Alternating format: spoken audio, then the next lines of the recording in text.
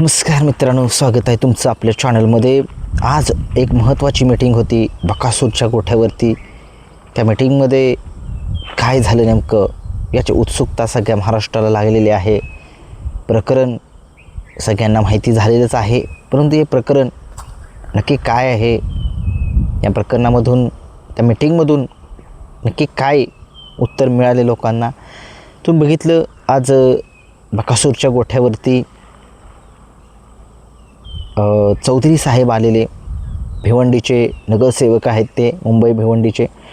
त्यांनी आज बकासूरच्या गोट्याला भेट दिली आणि त्यांनी सांगितलेलं आहे असं कुणीही येऊन दमदाटी करू शकत नाही आहे. ही केस जी आहे ती कोर्टामध्ये चालू आहे आणि असं तुम्ही बघितलं काल. आता सांगण्यासारखी गोष्ट नाही. तृतीयपंथी लोक जे आहेत ती मध्ये घातली बिल्डर लोकांनी, आणि त्या तृतीयपंथी लोकांना बोलूसुद्धा शकत नाही काही, सगळ्यांना माहितीच आहे. परंतु बकासूरच्या गोठ्याला टचसुद्धा नाही झाला मित्रांनो. एक महादेवाचा नंदी आहे तो, एक महादेवाचा नंदी सगळ्या महाराष्ट्राला माहीत आहे. काय आहे तो? हिंद केसरी आहे, 12 वेळा हिंद केसरी. थोडं विचार करायला पाहिजे होता त्या बिल्डर लोकांनी की तो देव आहे या बैलगाडा शहर क्षेत्रातील. असं कसं ते गेले, कसं त्यांच्या मनामध्ये आले, जरा तरी थोडासा विचार करायला पाहिजे होता त्यांनी. परंतु असो, आज चौधरी साहेब आहेत आपले, बकासूरचे सुद्धा ते फॅन्स आहेत आणि कायम बकासूरच्या त्यांनी सांगितले कितीही मोठी अडचण येऊ द्या, कितीही मोठी संकट येऊ द्या, तेथे मी पुढे आहेच. आणि खूप तुमचं मनापासून चौधरी साहेब तुमचं आभार आहे की तुम्ही आज बकासूरच्या गोठ्यावरती गेला. थोडंसं आम्हालासुद्धा बकासूर प्रेमी आम्ही थोडंसं मनाला खूप छान वाटलं, भारी वाटलं की आपल्यासुद्धा मोठी माणसं मागे सपोर्टला आहेत. आणि बघितलं तुम्ही, त्यांनी मीटिंगमध्ये सांगितलं की असं कुणीही काहीही करू शकत नाही आहे.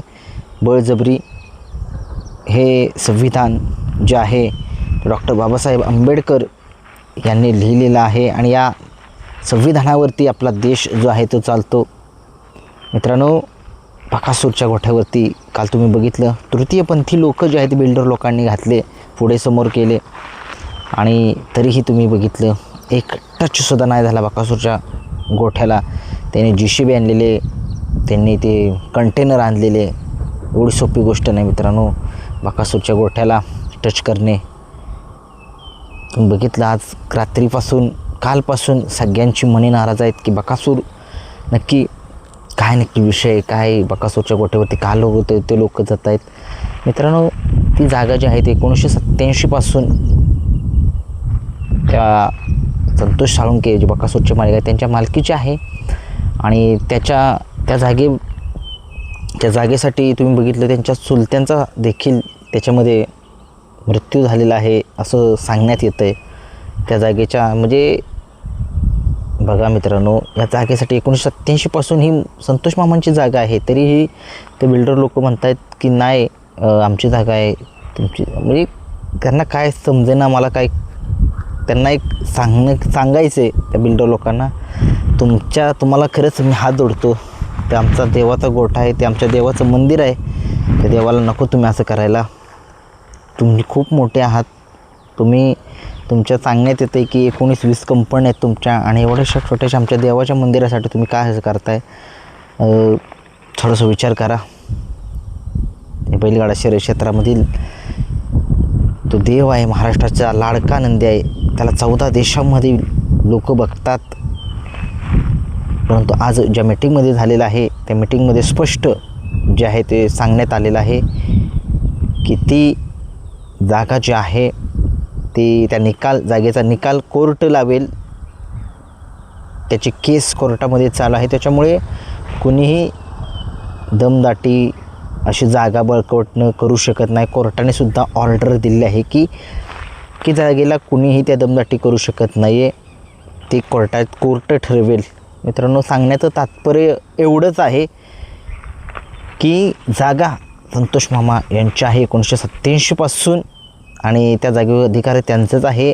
परंतु त्या जागेचा कोर्टामध्ये म्हणजे तो खटला चालू आहे. त्याचा निकाल लागेल तेव्हा लागेल, परंतु आत्ता सध्या तरी तेच मालक आहेत असं सांगण्यात येतं आहे. बघूया. परंतु बकासूर सगळ्या महाराष्ट्राचा लाडका नंदी कालपासून काही लोकांना अन्नसुद्धा गोड लागत नाही आहे. कारण की काही लोक खूप डोळ्यातून पाणीसुद्धा येते मित्रांनो. खूप जणांचे फोनसुद्धा येत आहेत की तुम्ही जा, तुम्ही काय गेला नाही. मित्रांनो, काही गेलो नाही त्याच्याबद्दल दिलगिरी व्यक्त करेन, परंतु माझा मित्र, माझा भाव मी त्या ठिकाणी पाठवला. तो आपल्या एका शब्दासाठी त्या ठिकाणी गेला आणि खरंच त्यासुद्धा व्यक्तीचं खूप खूप मनापासून आभार. राहुल नाव आहे त्या मित्राचं आपल्या. ती व्यक्ती आपल्या एका शब्दासाठी गेली त्या ठिकाणी. त्यांना सांगितलं काही करा. आपल्या तिथं ते कंपनी जॉब करतात पुण्यामध्ये, पण त्यांना सांगितलं काल तिथं दिवसभर होते. आणि काही लोक मला म्हणतील की तू गेला नाही काय नाही. मित्रांनो, तुम्ही आपल्याला कसं आहे, आपण जरी छोट्या फॅमिलीमधून जरी असेल तरी आपली कसं होतं आहे आपल्यालासुद्धा माहिती आहे की बकासूरवरती अन्याय होतो आहे, तिथं गेलं पाहिजे होतं. मनामध्ये खूप खूप खूप खूप वाईट वाटतं आहे मित्रांनो की असं कसं घडलं. पण असं मी, माझा मित्र त्या ठिकाणी अजूनही आहे त्या ठिकाणी. 24 तास त्या ठिकाणी थांबण्यासाठी त्याला सांगितले तिथंच थांबतो, काही अडचण नाही तर तिथं जे लगेच मी त्याला म्हणजे हँडल करतो सिच्युएशन तिथली मी. मित्रांनो, खरंच कोणी आपल्याला वाईट कमेंट करू नका. काही आपण गेलो नाही त्याच्यामध्ये दुःख कोणामध्ये मनामध्ये ठेवू नका. 100% जाण्याचा प्रयत्न करेन मी, करेन तुमच्यासाठी करेन. बघूया.